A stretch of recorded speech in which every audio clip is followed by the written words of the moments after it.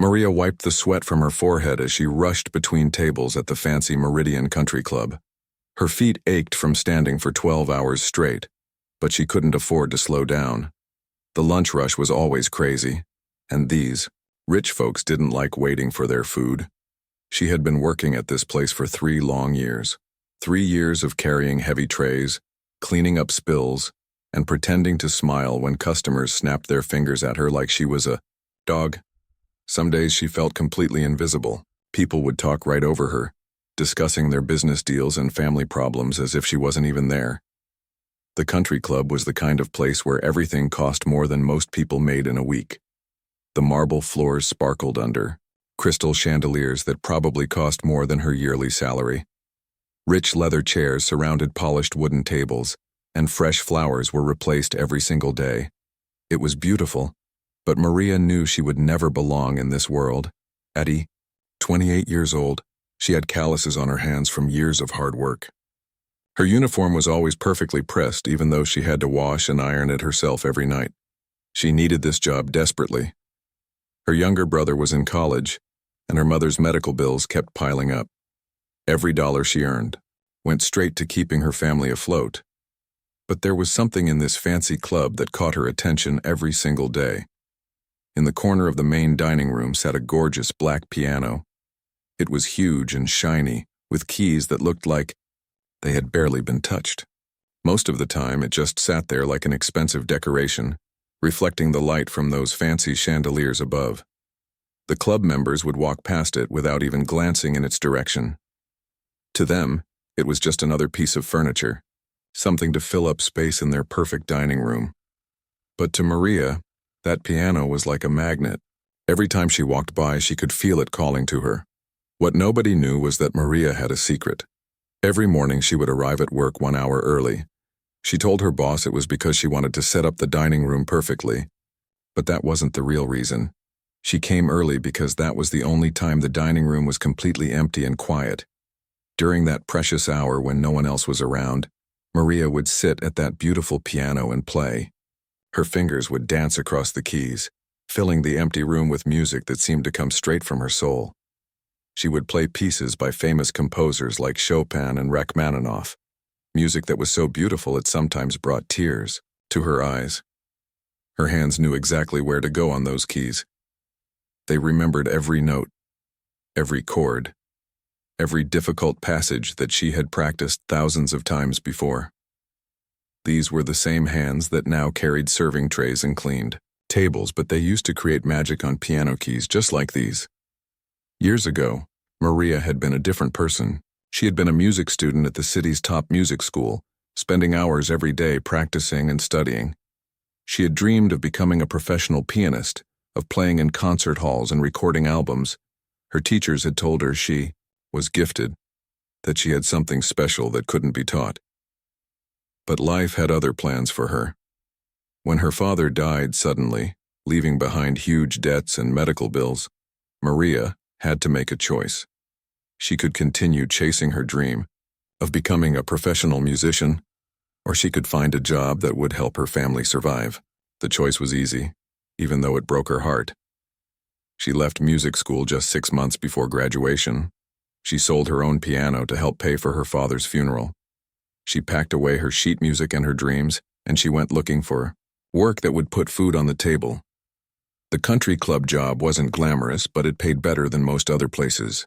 She worked double shifts whenever she could, sending money home to help her mother and brother. She told herself that this was temporary, that someday she would go back to music. But days turned into months, and months turned into years. Now, 3 years later, she was still here, still invisible, still carrying trays, still pretending that music wasn't the most important thing in her life.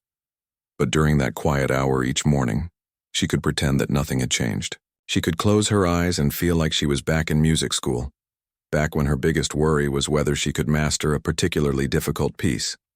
The club members had no idea that their waitress was a trained musician. They saw her uniform and her tired face, and they assumed she was just another service worker. They never bothered to ask about her life or her dreams. To them, she was just there to bring them food and clean up their messes. Sometimes Maria would overhear their conversations about their own children's music lessons. They would brag about expensive private teachers and fancy instruments. They would complain about the cost of music school and worry about whether their kids had enough talent to make it worth the money. She wanted to tell them that talent wasn't about money or connections. She wanted to explain that some of the most gifted musicians in the world were probably working regular jobs, just trying to survive. But she kept quiet and did her work, knowing that speaking up would probably just get her fired. The piano in the dining room was a constant reminder of the life she had given up. Sometimes she would catch herself staring at it during busy lunch rushes, remembering how it felt to perform for people who actually wanted to listen. She missed the applause, the feeling of sharing something beautiful with an audience, the joy of making music that moved people's hearts. But she also knew that her morning practice sessions were keeping her skills sharp. Even though she hadn't performed for anyone in years, her fingers still remembered how to create beautiful music. The muscle memory was still there, waiting for the right moment to be shared with the world again. Today felt different somehow. As Maria prepared for another long shift, she noticed that the club was buzzing with extra activity. Staff members were decorating the dining room with flowers and fancy table settings. She overheard someone mention that there was going to be a big charity event tonight, with all the most important people in the city attending. She had worked dozens of these fancy events before. They were always the same. Rich people dressed in expensive clothes, writing checks to make themselves feel better about their privileged lives. They would eat gourmet food, drink expensive wine, and congratulate each other on their generosity. But tonight, something felt different. As Maria looked at that piano sitting in the corner, she felt a strange pull toward it.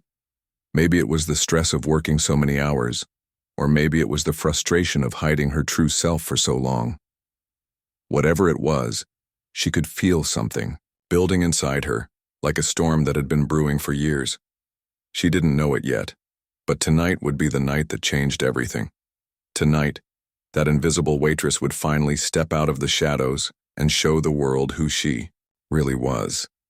Tonight, the music that had been locked away in her heart for so long would finally be set free. The charity gala was in full swing by 8 o'clock that evening.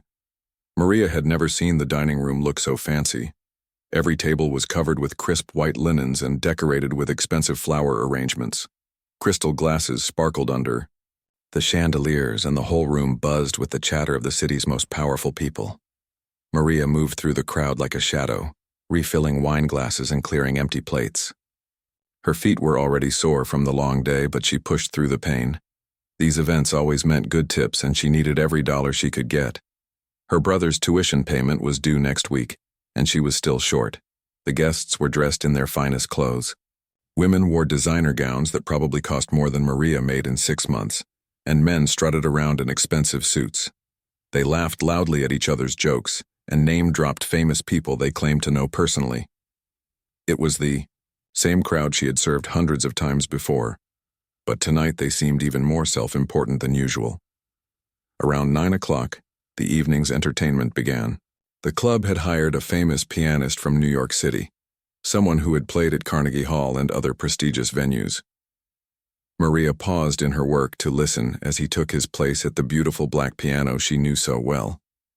The pianist was technically skilled, she had to admit. His fingers moved quickly across the keys, hitting every note with precision. But something was missing. There was no soul in his playing, no emotion that reached out and grabbed your heart. He played the notes perfectly, but it felt cold and mechanical, like a computer performing a program. The rich crowd seemed to enjoy it well enough. They clapped politely after each piece and nodded their heads approvingly, but Maria could tell they weren't really listening. Most of them continued their conversations right through the performance, treating the music as nothing more than expensive background noise.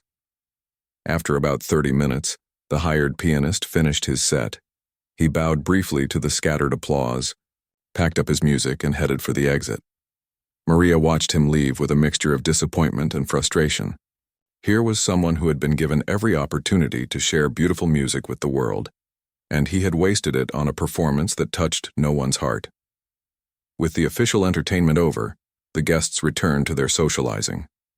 The volume in the room grew louder as people resumed their conversations about business deals, vacation homes, and their children's achievements. The piano sat empty once again, abandoned like a forgotten friend. Maria continued making her rounds, but she found herself drawn repeatedly to one particular group near the piano. Mrs. Victoria Whitmore, the club president's wife, was holding court with several other wealthy women. She was a tall, elegant woman in her 60s, who wore her privilege like expensive jewelry, always on display. Mrs. Whitmore was telling everyone about her daughter Rebecca's recent performance at a fancy concert hall. Her voice carried across the room as she bragged about the standing ovation and the glowing reviews in the newspaper. The other women nodded and made impressed sounds, though Maria suspected most of them were just being polite. Real talent is becoming so rare these days, Mrs. Whitmore declared, gesturing dramatically with her champagne glass. Anyone can learn to play the notes, you understand, but true artistry is something you're born with. It's in the blood, passed down through generations of refined families. The other women murmured their agreement. One of them, Mrs. Patterson, chimed in with her own opinion. Absolutely right, Victoria. My daughter's teacher was just saying the same thing. These days they let anyone into music programs, but natural ability simply cannot be taught. Either you have it or you don't. Maria felt her hands shake slightly as she collected empty glasses from their table. She had heard conversations like this countless times over the years, but tonight they stung more than usual. These women had no idea what they were talking about. They assumed that talent and privilege went hand in hand, that only people from wealthy families could create beautiful music.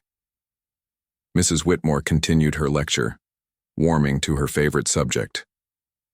The pianist tonight was adequate, I suppose, but you could tell he lacked breeding. There's a certain, how shall I put it, a certain refinement that comes from being raised in the right environment. My Rebecca has that quality, that special something that sets truly gifted musicians apart from the common crowd. The words hit Maria like physical blows.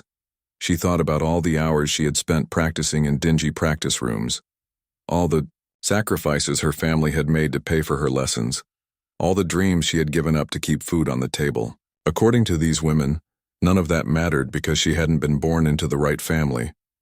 She tried to focus on her work, but the conversation continued to assault her ears. The women went on to discuss other families they knew, rating their children's musical abilities based on their social status rather than their actual talent. They spoke about music like it was a luxury item that only certain people deserved to own. Of course, talent alone isn't enough, Mrs. Whitmore said, taking another sip of her champagne.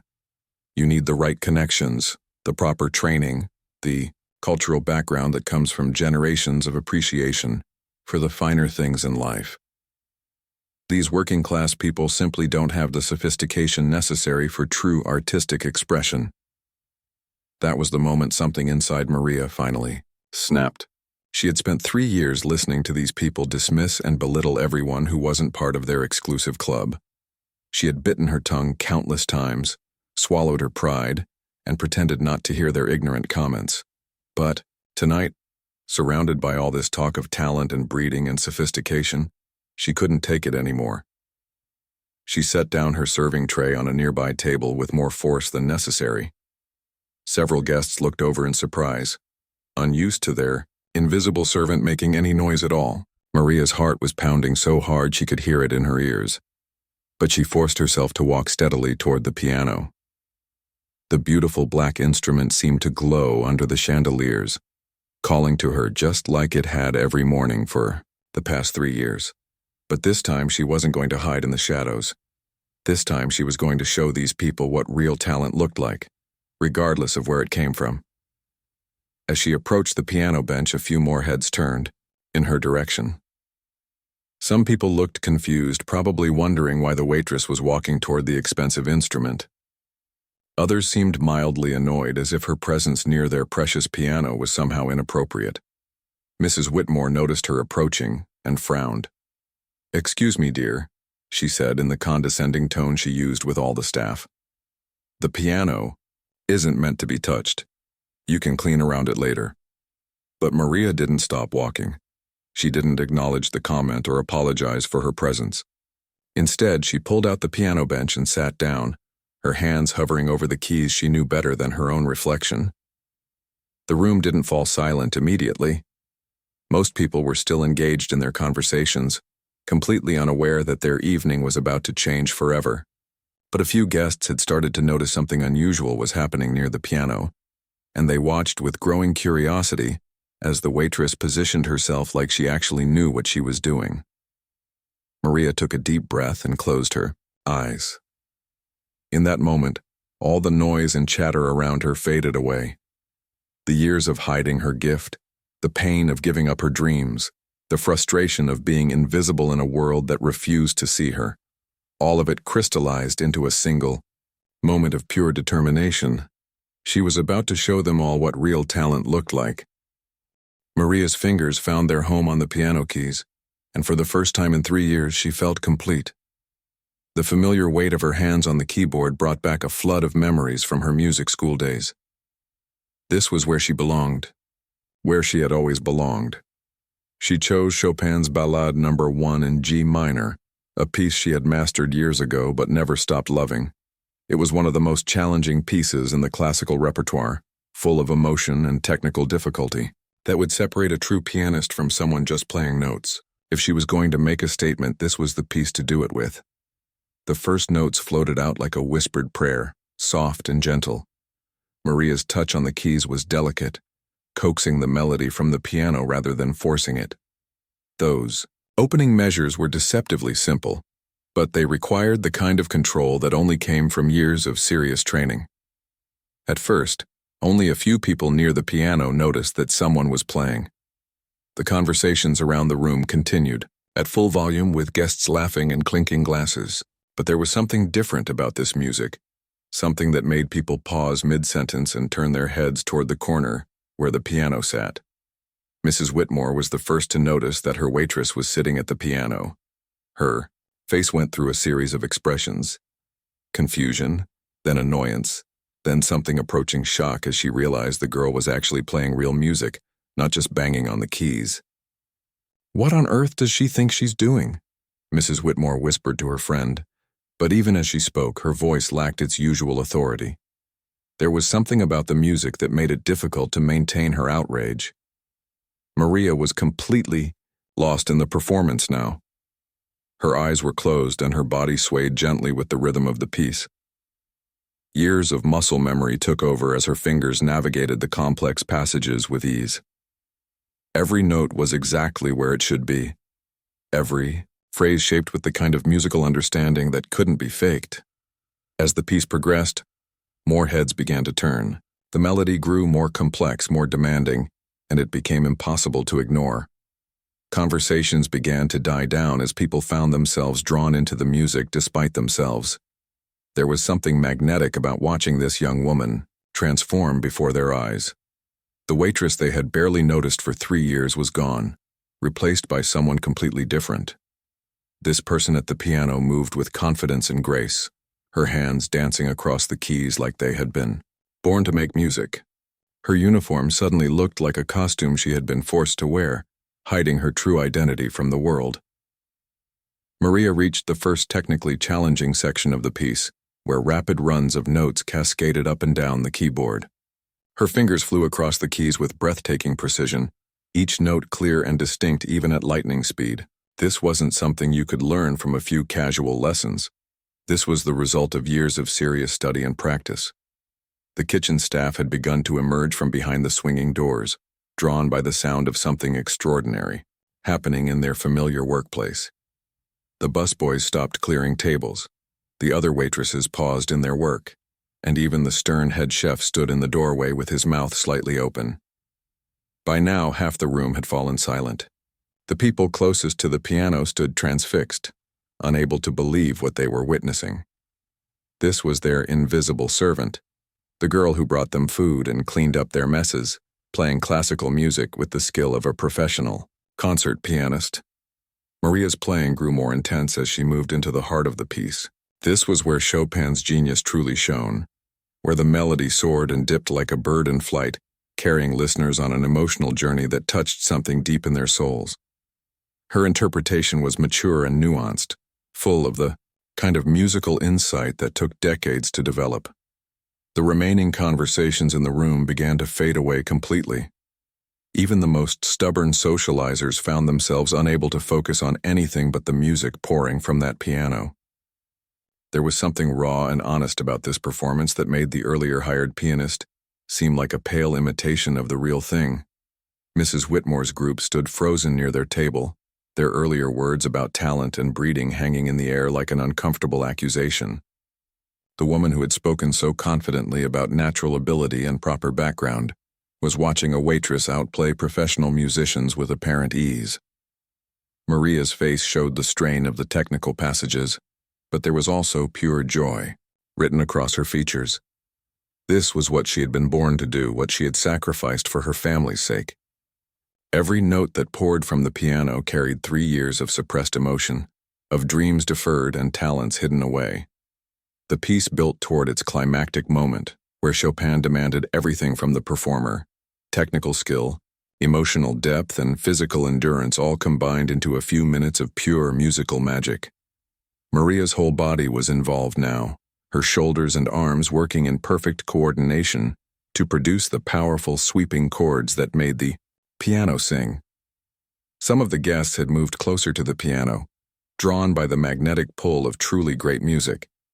They stood in a loose circle around the instrument, their expensive clothes and jewelry forgotten as they witnessed something that money couldn't buy: authentic artistic expression born from real experience and genuine emotion. The older gentleman, in the back corner, a man named Mr. Thompson who had attended hundreds of these charity events over the years, felt tears forming in his eyes. He had heard famous pianists perform in the world's greatest concert halls, but he had never heard anything quite like this. There was something different about music played by someone who had truly lived, who had made real sacrifices for their art. Maria's playing reached its peak intensity, her fingers producing cascades of notes that seemed to flow like water from a broken dam. Every technique she had ever learned, every hour she had spent practicing in empty rooms, every sacrifice she had made for her family, it all came together in this moment of pure musical expression. The room was now completely silent, except for the piano. 200 of the city's most important people stood transfixed, watching their invisible waitress reveal herself to be one of the most gifted musicians any of them had ever encountered. The transformation was complete. The servant had become the artist, and there was no going back.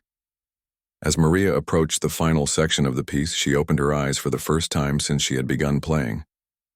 The sight that greeted her was unlike anything she had ever experienced. Every face in the room was turned toward her, every eye focused on her hands as they danced across the keys. These people who had ignored her for 3 years were now hanging on every note she played, but she wasn't playing for them anymore. She was playing for herself, for her family, for every dream she had been forced to set aside. She was playing for every person who had ever been underestimated, every talent that had been overlooked, every gift that had been dismissed because it came wrapped in the wrong package. The final notes approached, and Maria prepared to bring this moment of magic to its inevitable conclusion. The final notes of Chopin's masterpiece hung in the air like suspended diamonds, each one crystal clear and perfect. Maria's hands slowly lifted from the keys, and she sat perfectly still for a moment, her eyes closed, savoring the last echoes of the music she had just created. The silence that followed was unlike anything she had ever experienced. It wasn't the uncomfortable silence of an awkward moment or the brief pause between songs. This was the kind of profound silence that comes after witnessing something truly extraordinary, when people need a moment to process what they've just experienced. The entire room seemed to be holding its breath.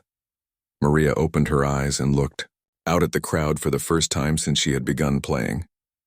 200 faces stared back at her, all wearing expressions of complete amazement. These were people who were used to getting whatever they wanted, whenever they wanted it. They were accustomed to being impressed only by the most expensive and exclusive things in life. But now they stood frozen, unable to speak or move. The silence stretched on for what felt like hours, but was probably only 30 seconds. Then from the back corner of the room came the sound of slow, deliberate clapping. An elderly gentleman named Mr. Thompson, who had been coming to these charity events for over 20 years, was applauding with tears streaming down his cheeks. His applause was respectful and measured, the kind of clapping you might hear in a world-class concert hall after a breathtaking performance. It wasn't the quick, polite applause these people usually gave to hired entertainment. This was genuine appreciation for something that had moved him deeply. The applause spread through the room like a wave. First one person joined in, then another, then suddenly everyone was clapping. But it wasn't the usual cocktail party applause either. People were clapping harder, longer, with more emotion than Maria had ever seen at one of these fancy events. Some were wiping tears from their eyes. Others were shaking their heads in disbelief. Within moments, people began to rise from their seats. The applause grew louder and more enthusiastic as the entire room gave Maria a standing ovation. These were people who rarely showed genuine emotion in public, who prided themselves on their composure and sophistication, but the music had broken through all their careful barriers. Maria stood slowly, her legs shaking slightly from the adrenaline and emotion of the performance. She had never experienced anything like this before. During her music school days, she had performed for fellow students and teachers who understood and appreciated classical music. But this was different. She had just revealed her true self to people who had dismissed her as invisible for 3 years. Mrs. Whitmore, who had been standing frozen near her table, slowly made her way toward the piano. Her face showed a mixture of emotions that she was clearly struggling to process. The confident, superior expression she usually wore had been replaced by something that looked almost like humility. "My dear," Mrs. Whitmore said, her voice barely audible above the continuing applause, "where on earth did you learn to play like that?" Her tone was completely different from the condescending way she usually spoke to the staff. For the first time in Maria's memory, Mrs. Whitmore was speaking to her like an equal. Maria looked directly into the older woman's eyes, drawing strength from the amazing performance she had just given. "I learned at the Central City Conservatory," she said clearly, her voice carrying across the room even though she wasn't shouting. "I was there for 3.5 years before I had to leave to help my family." The revelation hit the crowd like a thunderbolt. Whispers began to ripple through the room as people processed this information. This wasn't just a waitress who had picked up some piano skills as a hobby. This was a formally trained musician, someone who had attended one of the most prestigious music schools in the country. Mrs. Patterson, who had been part of the earlier conversation about talent and breeding, stepped forward with a shocked expression. "The Central City Conservatory? But that's one of the finest music schools in the nation. They only accept the most gifted students." "That's right," Maria replied, her confidence growing with each word. "I was awarded a full scholarship based on my audition. I studied there for over 3 years and was just 6 months away from graduating when my father died suddenly. Someone had to work to support my family, so I left school and found this job." The silence that followed this explanation was different from the earlier one. This wasn't the silence of amazement at her musical ability. This was the uncomfortable silence of people realizing they had been completely wrong about someone they thought they knew.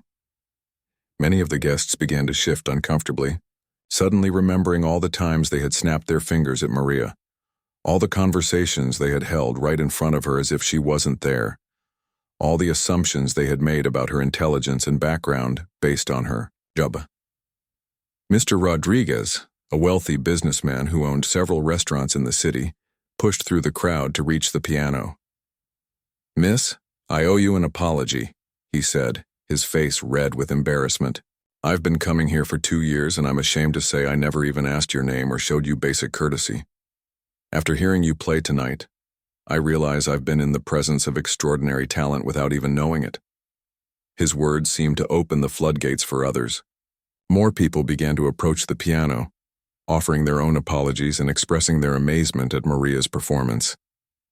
Many admitted they had never heard playing of such quality, even from the professional musicians the club usually hired for events.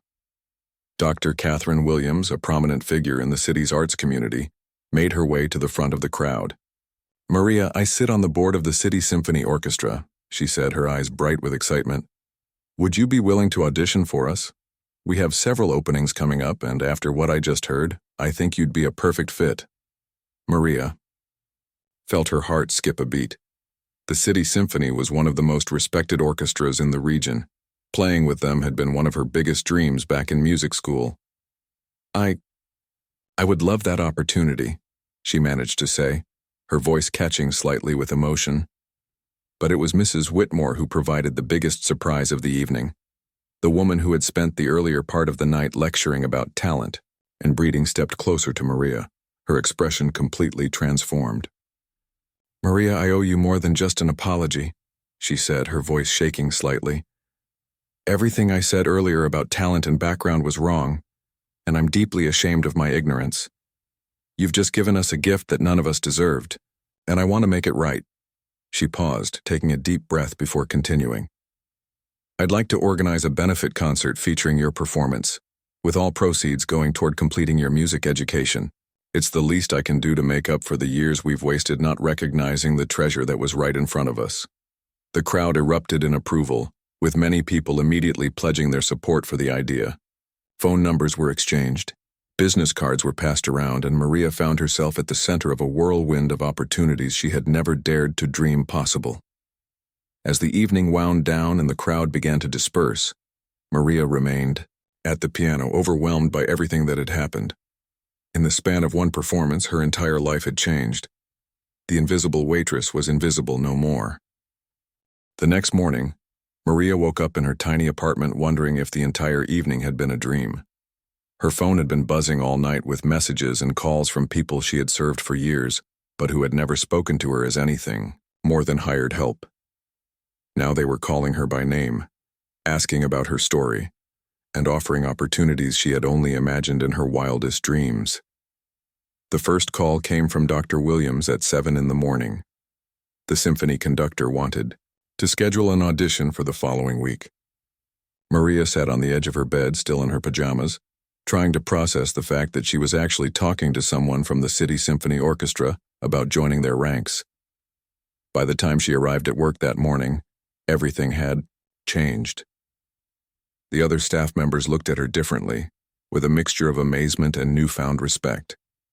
Carlos, the head chef who had barely acknowledged her existence for 3 years, stopped her in the hallway with tears in his eyes. Maria, I had no idea, he said, shaking his head in wonder. I've been working in kitchens my whole life, always feeling like people look down on us service workers. But last night, watching you at that piano, I felt so proud. You showed all those rich folks that talent doesn't care about your job title or your bank account. The country club manager, Mr. Peterson, called her into his office first thing. Maria expected to be fired for disrupting the charity event, but instead he offered her a completely different position. We'd like you to become our official pianist, he said. You could play during dinner service and special events, whatever you're comfortable with, and the pay would be significantly better than waitressing. It was a generous offer, but Maria politely declined. She had bigger dreams now, dreams that were finally within reach again. Mr. Peterson smiled and told her he understood. Well, you'll always have a job here if you need one, he said. What you did last night was the most beautiful thing this old club has seen in decades, the local newspaper called that afternoon. Someone had recorded part of her performance on their phone, and the video was already spreading on social media. The reporter wanted to do a story about the waitress who stunned the city's elite with her incredible musical talent. Maria agreed to the interview, hoping her story might inspire other people who had hidden their gifts away. By the end of the week, the video had been viewed over 1 million times. Comments poured in from around the world, from people sharing their own stories, of dreams deferred and talents hidden. Many were musicians who had given up their careers for practical reasons. Others were artists and writers and dancers who had chosen security over passion. The benefit concert that Mrs. Whitmore had proposed became a reality faster than anyone expected. Within 2 weeks, she had organized an evening at the city's premier concert hall, with all proceeds going toward Maria's education fund. Tickets sold out in 3 days, with people traveling from neighboring states to hear the waitress who had become an overnight sensation. But the most meaningful moment came when Maria's family attended one of her practice sessions at the club. Her mother, who had been working double shifts at a factory to help pay the bills, sat in the front row with tears streaming down her face as Maria played the same pieces she used to practice at home years ago. "Mija, I'm so sorry we had to take you away from this," her mother whispered afterward, holding Maria's hands in her calloused ones. "I always knew you were special, but I didn't know how to keep your dream alive when we were barely surviving." Maria hugged her mother tightly. "You didn't take me away from anything, Mama. You taught me what real love looks like. Every sacrifice I made was worth it because it was for our family, and now I can have both, my music and my family." Her younger brother Diego, who was now in his final year of college thanks to Maria's years of hard work, couldn't stop grinning. "My sister is famous," he kept saying to anyone who would listen. "I always knew she was the most talented person in the world, but now everyone else knows it too." The symphony audition went better than Maria had dared to hope. She performed the same Chopin piece that had changed her life, along with two other challenging works that showcased her technical skill and musical understanding. The orchestra members who listened to her audition were clearly impressed, nodding to each other and whispering excitedly during her performance. Dr. Williams offered her a position on the spot. "Maria, in 30 years of conducting, I've rarely heard such a mature and emotionally rich interpretation from someone so young," she said. "Your experience in the real world has given your playing a depth that many conservatory graduates lack. We would be honored to have you join our orchestra." Geertier benefit concert was a triumph beyond anyone's expectations. The concert hall was packed with people from all walks of life: wealthy patrons who had been at the original charity gala, working-class families who had scraped together money for tickets, and fellow musicians who wanted to support someone who represented their own struggles and dreams. When Maria walked onto the stage in a beautiful borrowed gown, the standing ovation began before she even reached the piano. She looked out at the crowd and saw faces filled with hope and admiration. In the front row sat her family, Mrs. Whitmore, and many of the club staff who had become her biggest supporters. She played for nearly 2 hours that night, performing pieces that ranged from classical masterworks to beautiful folk songs that told stories of ordinary people living extraordinary lives. Each piece was met with thunderous applause, but the audience was completely silent during the actual performances, hanging on every note. The concert raised enough money not only to complete Maria's music education, but also to establish a scholarship fund for other talented students who couldn't afford formal training. Mrs. Whitmore, who had become one of Maria's strongest advocates, announced the scholarship during the concert's intermission. "This young woman has taught us all a valuable lesson," she told the audience. "Talent exists everywhere, in every community, in every family, regardless of economic status or social background. Our job is to recognize it, nurture it, and give it the chance to flourish." After the concert, as Maria packed up her sheet music and prepared to leave the stage, she thought about how much her life had changed in just a few weeks. The scared, invisible waitress was gone, replaced by someone who finally felt comfortable in her own skin. She had learned that hiding your talents doesn't protect you from disappointment. It only guarantees that you'll never reach your full potential. More importantly, she had discovered that one moment of courage could change not just your own life, but the lives of everyone around you. The little girl who had dreamed of playing piano on the world's greatest stages was finally getting her chance, and this time she was ready to take it. 6 months later, Maria gave her 2 weeks' notice at the country club. Her last day was bittersweet, filled with hugs and tears from co-workers who had become like family. But as she walked out the door for the final time, she wasn't looking back with regret. She was looking forward to a future filled with music, a future where her talents would be celebrated instead of hidden, a future where she could inspire others to pursue their own dreams no matter how impossible they might seem. The waitress who had stunned the rich crowd into silence had found her voice at last, and the whole world was listening.